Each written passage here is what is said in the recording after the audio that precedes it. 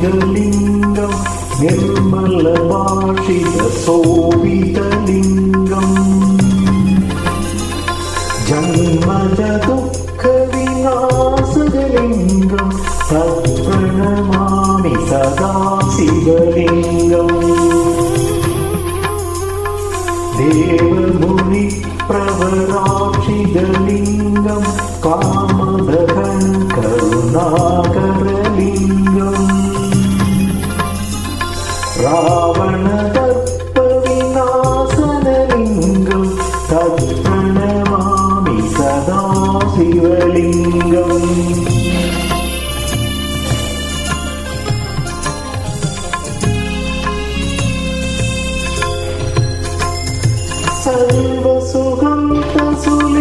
सर्वसुगन्धसुलेपितलिङ्गं बुद्धिविवर्तनकारणलिङ्गं सिद्धसुरासुरबन्धितलिङ्गं तत्प्रणमामि सदा शिवलिङ्गम् कनकमहामणिपूजितलिङ्गं फणिपतिवेष्टितशोभितलिङ्गम्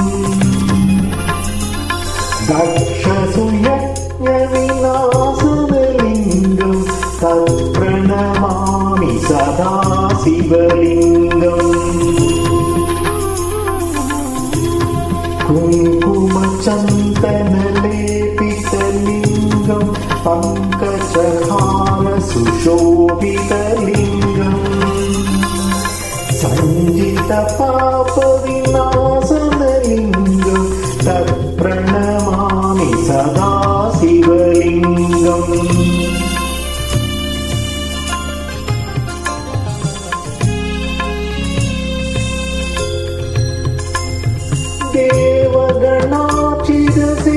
देवगणाचिरसेवितलिङ्गं पावैर्भक्तिविवेवचलिङ्गं दिनकरकोटिप्रभाकरलिङ्गं तत्प्रणमामि सदा शिवलिङ्गम् अष्टदलोपरिवेष्टितलिङ्गं सर्वसमुद्भवकारणलिङ्गम् अष्टदरित्यविनाशनलिङ्गं तत्प्रणमामि सदा शिवलिङ्गम्